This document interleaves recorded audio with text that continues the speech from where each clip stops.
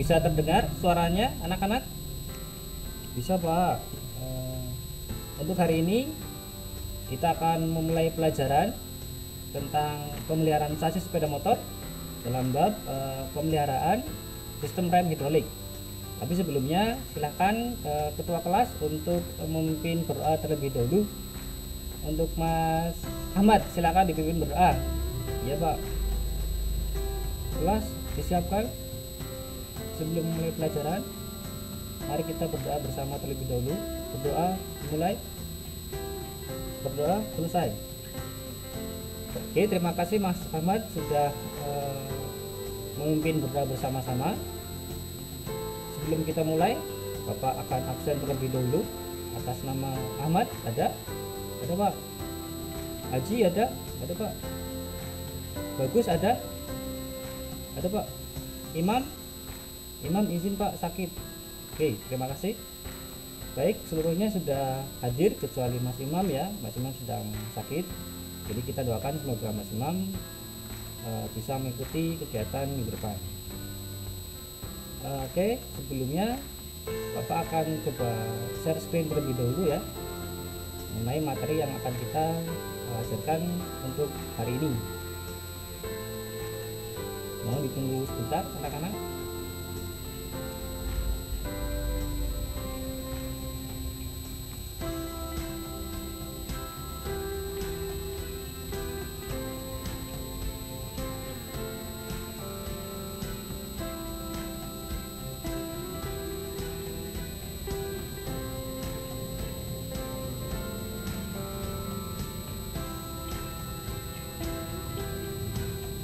Oke, sebelum kita memulai pelajaran, bagaimana kabarnya hari ini? Sehat ya? Sehat Pak. Oke, terima kasih. Kita akan mencoba memulai pelajaran dengan pemeliharaan sasis sepeda motor, tapi khususnya ada di materi pemeliharaan sistem rem hidrolik sepeda motor.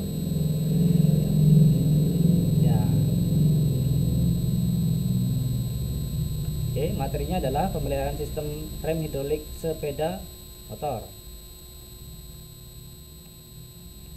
Baik, sebelum kita memulai pembelajaran kali ini, saya coba berikan tentang ilustrasi atau gambar seperti ini. Kira-kira ada yang tahu maknanya? Tidak ada Pak. Mohon informasinya. Oke, informasinya adalah di sini ada keterangan atau gambar mengenai orang yang sedang mengalami masalah atau dengan raut muka yang sangat sedih begitu ya. Kemudian yang kedua, ada raut muka yang cukup bahagia di sini.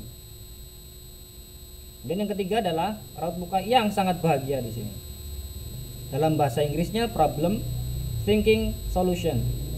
Di sini setiap orang pasti akan mengalami sebuah masalah. Entah masalah apapun dalam kehidupan, entah itu dalam kegiatan belajar, kemudian dalam berteman dan yang lain-lain. Kemudian kita diminta untuk terus berpikir. Jika ada masalah, kita harus berpikir. Kemudian apakah solusi yang tepat? Nah, di sini adalah saat kita berbahagia dengan solusi yang tepat.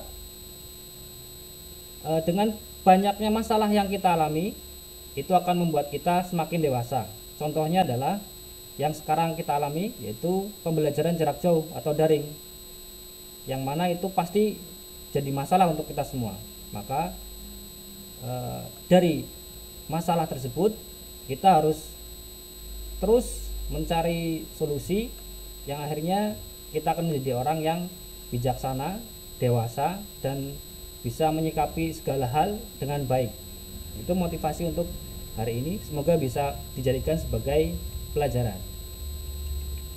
Oke, selanjutnya dalam materi kali ini ada beberapa yang perlu Bapak sampaikan, diantaranya tentang informasi perangkat, yaitu yang pertama ada kompetensi dasar yang harus kalian kuasai. Yang pertama kompetensi dasarnya yaitu memahami prinsip kerja sistem rem hidrolis secara pengetahuan atau teori. Kemudian ada merawat berkala sistem rem hidrolis. Di sini tentang keterampilan ya. Kemudian yang kedua tentang indikator pencapaian kompetensi. Yang pertama, dapat menjelaskan prinsip dasar rem hidrolis, komponen fungsi komponen, cara kerja rem hidrolis, menentukan cara perawatan umum dan perawatan berkala rem hidrolis,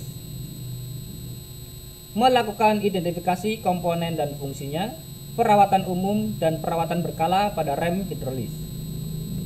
Kemudian mengontrol hasil perawatan rem hidrolis. Itu adalah indikator pencapaian kompetensi. Kemudian yang ketiga yaitu tujuan pembelajaran kali ini, yaitu setelah melaksanakan proses pembelajaran dan penggalian informasi, siswa atau kalian dapat menjelaskan prinsip dasar rem hidrolis dengan benar, kemudian fungsinya, komponennya dengan benar. Ada kegiatan tanya jawab di sini, kemudian Anda bisa menjelaskan cara kerjanya dengan benar. Ada identifikasi komponen serta fungsinya dan kalian harus teliti sesuai dengan SOP. Kemudian nanti di sini ada tayangan video pembelajaran tentang perawatan umum sehingga kalian dapat melakukan perawatan tersebut dengan teliti sesuai dengan SOP. Dan yang terakhir adalah ada kontrol di sini, kontrol hasil perawatan rem hidrolis dengan teliti sesuai dengan SOP. Itu tujuan pembelajaran kita kali ini. Kemudian kegiatan belajarnya yaitu ya ada 5 di sini, ada persepsi, materi inti, diskusi, kesimpulan dan juga ada evaluasi di sini. Yang pertama, nah ini ada yang sudah pernah mengendarai sepeda motor? Sudah Pak, saya Pak. Oke, Haji sudah pernah melakukan pengereman pada sepeda motor? Sudah Pak. Nah, kira-kira menurut Anda rem belakang dengan rem depan kalau kita bandingkan lebih besar gaya pengeremannya itu yang mana? Kalau menurut saya rem depan Pak, rem cakram. Oke. Menurut Aji adalah rem depan yang gaya pengeremannya paling besar atau pakem ya bahasa luarnya. Kalau semisal ditanya itu kenapa? Untuk mengetahuinya kita akan masuk ke materi inti. Nah ini ya materi inti tentang rem hidrolis. Sebelumnya kalau yang sudah pernah belajar tentang hukum Pascal dulu, kalau tidak salah waktu SMP itu ada pelajaran tentang fisika, yaitu terkait dengan hukum Pascal, yaitu ilustrasi yang ada di sebelah kiri sini, kemudian ilustrasi yang ada di sebelah kanan di sini, itu ada hubungannya, yaitu nah ini hukum Pascal. Jika tekanan eksternal diberikan pada sistem tertutup, tekanan pada setiap titik pada fluida tersebut akan meningkat sebanding dengan tekanan eksternal yang diberikan. Gaya tekan yang ada di F1 ini akan sebanding dengan F2 yang sebagai output di sini atau keluarannya. Nah, kita ilustrasikan pada gambar sebelah kanan. Orang yang memberikan tekanan walaupun kecil akan sama hasilnya di sini, yaitu outputnya bisa besar. Walaupun nanti beban yang diberikan adalah sebuah mobil, gitu ya. Ini pelajaran dulu pada waktu kalian SMP. Oke, selanjutnya adalah tentang prinsip kerja dan komponen. Di sini ada ilustrasi juga tentang konstruksi ataupun letak-letak, kemudian posisi dari masing-masing komponen yang ada pada sistem rem hidrolik. Ya, yang bagian paling atas di sini merupakan master cylinder assembly. Kemudian yang bentuknya garis seperti ini itu termasuk hydraulic lines atau brake hose atau selang fluida. Kemudian yang di bawah sini adalah caliper assembly. Kemudian brake disc atau rotor. Kenapa dinamakan rotor? karena brake disc tersebut berputar bersama dengan roda depan, makanya disebut dengan rotor, rotasi atau komponen yang berputar gitu ya. Itu tentang konstruksi dari sistem rem hidrolik. Kemudian di sini ada ilustrasi yang selanjutnya, yaitu tentang cara kerja. Di sini ada komponen yang bernama push rod. Nah, push rod itu dinamakan dengan batang tekan. Dari mana tenaganya? Berasal dari lever atau tuas sebelah kanan. Nah, tuas sebelah kanan memberikan tekanan, kemudian gaya tekan tersebut diterima oleh push rod, diterima oleh piston. Di dalam piston, di dalam master cylinder ada piston, yang mana piston tersebut mendorong brake fluid. Nah, brake fluid ada di brake fluid reservoir atau tangki minyak rem. Ini ya, bagian atas. Kemudian ada semacam saluran di sini, yaitu hydraulic lines atau selang. Dari atas brake fluid ini akan mengalir ke bawah melalui brake hose, akan menuju ke kaliper. Nah, di dalam kaliper ini ada komponen-komponen yang lain. Ada brake kaliper piston, kemudian yang kecil ini yaitu brake pad atau kanvas rem, yang mana nanti gaya dorong yang dihasilkan akan menjepit rotor atau brake disc sehingga di sini timbul gesekan. Begitu ya, untuk cara kerjanya seperti itu. Jadi komponen-komponen sistem rem hidrolik yaitu ada brake lever atau tuas rem sebelah kanan, yang pastinya ada tangki reservoir. Baik. Kemudian ada brake caliper. Oke. Dalam brake caliper ini ada dua jenis. Yang pertama ada yang double piston, karena ada dua piston di sini. Kemudian ada single piston, satu piston di sini. Kemudian ada brake hose atau selang minyak rem. Kemudian ada brake disc atau piringan, oke, atau cakram. Komponen yang pertama dalam sistem rem hidrolik yaitu master cylinder tadi ya. Dalam master cylinder ini komponennya ada banyak. Nah, kita lihat ada reservoir cover, diafragma plate, nomor 2, rubber diafragma, dan yang lain-lain. Tapi yang harus dipahami adalah komponen utama di sini. Komponen utama dalam master cylinder yaitu ada 10, 11, 12, 13. 10 itu apa? Dashboard, yaitu semacam seal atau karet ya. Dan yang 11 ada circlip. Yang 12 ada piston assembly. Yang ke-13 ada spring atau pegas pengembali ya.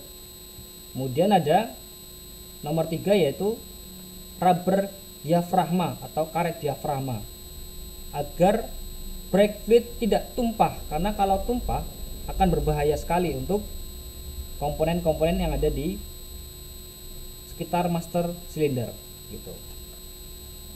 Oke, ini cara kerja dari master cylinder tadi. Yang di atas ini adalah reservoir tank. Kemudian ini master cylinder yang berisi satu ada piston, kemudian ada dashboard ya atau seal, kemudian ada return spring, kemudian sampai di bawah sini akan mengalir brake fluid menuju ke kaliper. Jadi di sini ada semacam inlet port atau outlet port atau saluran agar fluid itu dapat keluar atau mengalir ke line atau ke brake hose agar bisa turun ke bawah. Di sini ruangan tertutup, jadi tekanannya besar gitu. Itu dari master cylinder. Kemudian dalam sistem rem hidrolik ada komponen yang lain yaitu brake caliper yang tadi letaknya ada di bawah. Kalau kita lihat di sini ada pedal, di sini tadi ya ada pedal, kemudian kalipernya berisi 4 piston. Nah, ini hanya ilustrasi saja. Ini untuk ilustrasi kendaraan roda 4 atau mobil, tapi prinsipnya sama. Nah ini ya, prinsipnya sama untuk brake caliper. Ada brake pad. Kita lihat ilustrasinya adalah ada semacam indikator kausan di sini. Yang garis 3 ini adalah indikator kausan. Kemudian ada seal ya, atau karet, sehingga nanti piston bisa kembali ke posisi semula. Kemudian ini adalah gambar rangkaian dari brake caliper. Kemudian dari perkembangannya ada beberapa jenis rem hidrolik atau bahkan gabungan antara rem hidrolik dan rem mekanik.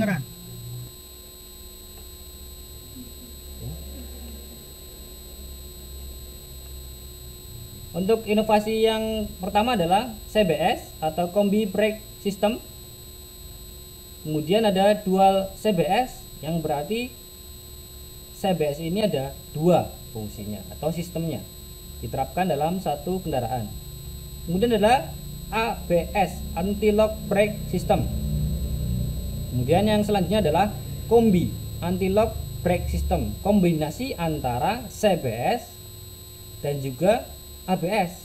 Itu inovasi teknologi pengereman begitu.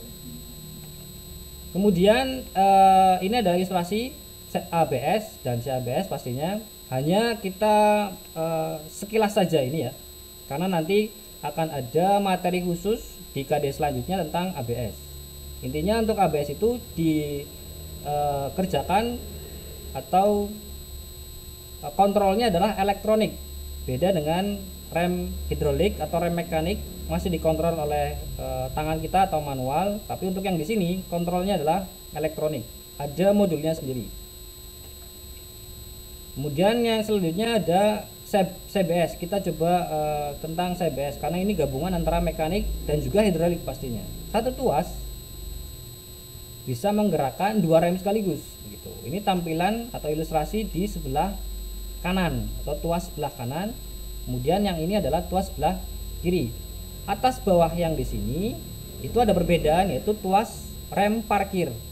Gitu ya. Pada saat jalan menanjak, kemudian kita berhentikan sepeda motor, rem parkir bisa kita fungsikan. Oke, sebelumnya ilustrasinya seperti ini ya, hampir sama dengan yang tadi. Pada sepeda motor konvensional, intinya rem depan dan belakang itu bekerja sendiri-sendiri. Kemudian jika kita kerjakan secara bersamaan, akan menghasilkan jarak pengereman yang lebih pendek. Kemudian keselamatan pengendara juga bisa terjamin gitu. Sedangkan pada Kombi Brake System, pengereman didesain untuk kombinasi antara tuas rem yang mana ada di sebelah kiri, kemudian bisa memberhentikan dua rem sekaligus gitu. Itu disebut dengan CBS atau Kombi Brake System. Jika CBS-nya bisa difungsikan untuk dua, berarti dua tuas rem, berarti namanya adalah dual CBS. Tapi yang lazim sekarang adalah CBS karena banyak sudah sepeda motor yang menerapkan sistem CBS ini. CBS historinya atau sejarahnya adalah sudah lama sekali sebenarnya, dari tahun 1982. Kemudian diterapkan pada sepeda motor yang sudah ada, dikembangkan menjadi CBS, dual CBS, kemudian ada kombinasi CBS dan ABS dan yang lain-lain. Kemudian ABS sekali lagi akan kita bahas pada edisi yang lain atau KD yang selanjutnya. Ini adalah komponen CBS, ada equalizer, kemudian ada brake kabel. Ini yang mekanis. Kemudian yang hidrolis itu prinsipnya sama. Ini perkembangan teknologi sekarang ini, berarti ada komponen CBS seperti ini. Prinsip kerjanya, yang pertama, jika lever ditekan separuh, maka yang bekerja hanya belakang saja, rem belakang saja. Kemudian jika tuas rem kita tekan penuh, maka rem depan akan ikut berfungsi. Gitu ya. Itu prinsip kerja CBS. Sekali lagi, tuas rem ditekan separuh, maka rem belakang akan bekerja. Jika tuas rem sebelah kiri kita tekan secara utuh atau penuh, maka rem belakang dan juga rem depan akan ikut berfungsi. Tuh. Tapi pada dasarnya CBS merupakan mechanical braking system yang artinya hanya mekanik saja, kemudian ada equalizer yang menghubungkan rem depan dan rem belakang. Itu kurang lebih seperti itu. Ada pertanyaan anak-anak setelah materi tersebut? Ada Pak? Oke. Kalau ada silakan diajukan pertanyaannya. Ya Pak, saya dari Ahmad Pak, ingin menanyakan tentang brake fluid Pak. Sebenarnya brake fluid itu sebagai apa ya Pak fungsinya? Oke, saya coba jawab pertanyaan dari Mas Haji ya. Untuk brake fluid itu sebenarnya adalah sebagai pembantu. Maksudnya apa pembantu? Yakni berfungsi sebagai media yang meneruskan gaya tekan dari handle brake, tuas rem menuju piston pada brake caliper melalui master cylinder, brake hose, brake caliper, piston caliper, dan piston ini akan menjepit brake disc melalui brake pad dan juga atau kanvas rem. Kemudian gaya gesek yang ditimbulkan oleh brake pad dan brake disc akan menghasilkan panas. Jika fluida yang digunakan adalah air, maka sistem ini tidak akan efektif karena air mempunyai viskositas yang rendah dan juga titik didih yang rendah. Oleh karena itu, dalam sistem rem hidrolik, khususnya sepeda motor, menggunakan brake fluid dengan standar DOT 3 dan DOT 4. DOT 3 titik didihnya yaitu 205 derajat Celcius. Jika DOT 4 di atas 230 derajat Celcius. Itu penjelasannya. Begitu Mas Ahmad? Ya Pak, terima kasih Pak. Oke, selanjutnya pada materi ini seperti yang kita sampaikan sebelumnya, ada kegiatan diskusi di sini ya. Setelah materi inti, kita akan melaksanakan diskusi. Diskusinya tentang apa? Nah, ini tentang pemeliharaan rem hidrolik sepeda motor, yang mana silakan kalian akses YouTube, kemudian kalian tonton. Kemudian nanti akan kita diskusikan bersama tentang pemeliharaan atau poin-poin rem hidrolik. Yang mana kelompok diskusinya sudah saya tetapkan agar tidak melebar kemana-mana. Maka yang harus kalian bahas nantinya yaitu yang pertama kelompok 1 yaitu poin pemeliharaan rem hidrolis. Kelompok 2 prosedur atau SOP pemeliharaan rem hidrolis. Kelompok 3 troubleshooting pada rem hidrolis. Ya, saya beri waktu, silakan dikerjakan. Oke, sudah Pak. Baik, silakan dari kelompok 1 menyampaikan hasil diskusinya. Ya Pak, saya dari Bagus Pak akan menjelaskan, perwakilan dari kelompok 1 akan menjelaskan tentang poin-poin pemeriksaan dari rem hidrolik yang sudah kami tonton melalui video. Yang pertama adalah poin pemeliharaan tentang ketebalan piringan atau cakram Pak. Kemudian poin selanjutnya adalah pemeriksaan keolengan cakram. Poin yang ketiga adalah pemeriksaan tangki reservoir Pak. Oke, betul. Poin-poin pemeliharaannya adalah tadi apa? Pemeriksaan ketebalan cakram, kemudian pemeriksaan keolengan, dan jangan lupa tadi ada yang belum yaitu pemeriksaan brake pad, oke, atau kanvas rem. Itu tadi ya diskusi tentang yang sudah kalian dapatkan tentang poin pemeliharaan rem hidrolis, kemudian SOP, dan juga troubleshooting rem hidrolis. Kemudian kesimpulan dari pembelajaran kali ini adalah komponen sistem rem hidrolis berupa brake lever, master cylinder, brake hose, brake caliper, brake disc. Kemudian poin pemeliharaannya adalah pemeriksaan kapasitas brake fluid yang tadi sudah dijelaskan oleh Mas Bagus. Kemudian pemeriksaan ketebalan brake pad, pemeriksaan ketebalan brake disc, pemeriksaan keolengan disc. Kemudian ada prosedur atau SOP pemeriksaan komponen, prosedur bleeding pada sistem rem hidrolis. Kemudian untuk pertemuan selanjutnya kita akan melaksanakan praktikum atau keterampilan, yang mana LKPD atau lembar kerja peserta didik bisa kalian download di sini, bisa dibaca, difahami. Kemudian nanti untuk pertemuan ke depan bisa kita laksanakan. Untuk informasi yang belum difahami silakan nanti komunikasi dengan saya lewat WA. Di grup dipersilahkan, Japri juga dipersilahkan. Itu ya. Kemudian setelah itu kita akan melaksanakan evaluasi pembelajaran. Nanti silakan kalian akses secara online di sini. Jika sudah selesai, nanti kita akan mengetahui bersama-sama hasilnya.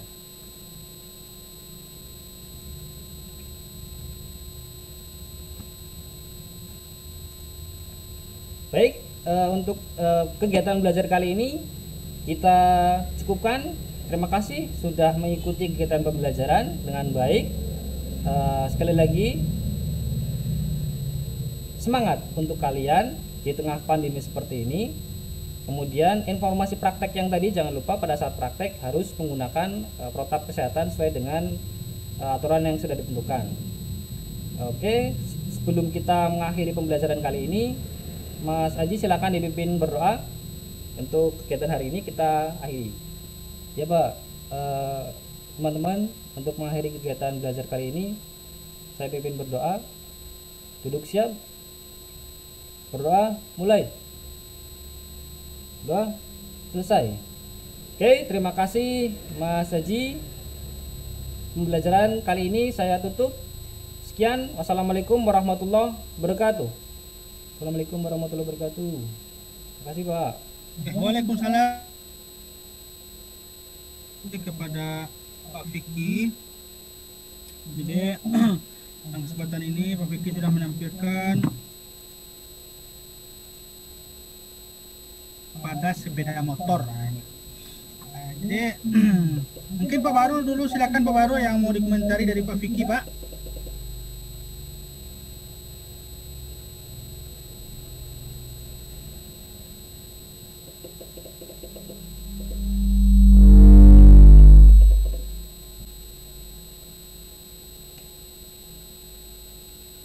Suara Bapak belum kedengaran, Pak. Suara Bapak belum masuk. Suaranya, Pak.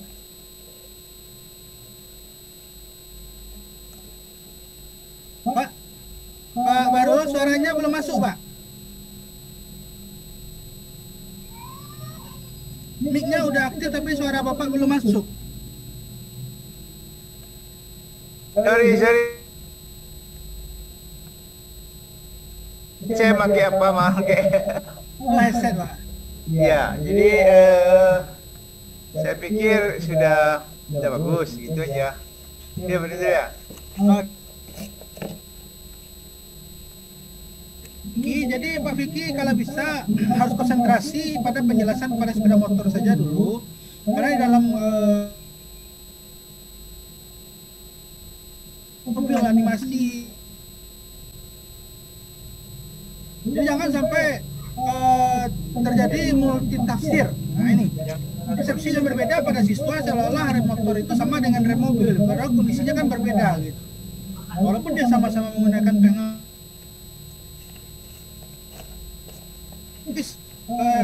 basis yang sama tapi pengaplikasian yang berbeda gitu. Jadi jangan sampai siswa membayangkan rem mobil itu sama dengan rem motor gitu.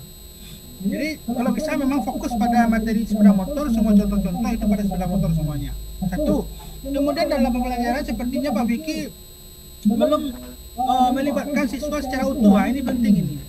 Jadi Pak Vicky belum melibatkan siswa secara utuh. Kalau bisa di beberapa seperti gambar atau di bagian-bagian tertentu itu bisa melibatkan.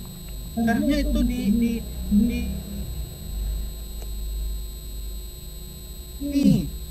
apa informasi yang bisa Anda ambil. Nah, kemudian kalau ada video, dari video di atas apa yang dapat Anda simpulkan, melibatkan peserta didik. Kemudian misalnya juga Pak Vicky memberi kesempatan kepada mereka untuk menjelaskan. Misalnya silakan jelaskan, atau mereka bertanya, jadi saling melempar pertanyaan dan jawaban. Baru Pak Vicky di akhir kegiatan seperti itu atau di materi seperti itu baru memberikan kesimpulan gitu. Atau ada peserta yang sudah benar didukung saja, wah ini tadi pernyataan sini ini sudah benar ini, tepat sekali ya. Jadi seperti itu. Jadi ada keaktifan daripada peserta didik dalam kegiatan itu terlibat secara aktif. Jadi kalau saya lihat masih Pak Vicky teacher center learning tadi. Nah, ini seperti itu. Nah, yang larang saya bunyi ini. Nah, jadi Pak Vicky masih terfokus kepada teacher center learning ini.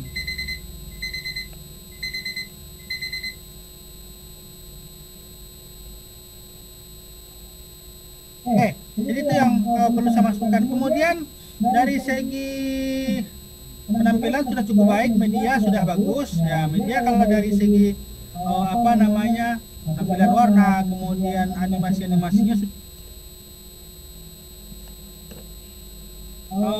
Pak Vicky live sendiri dari room ini, nanti akan dimasukkan peserta yang lain.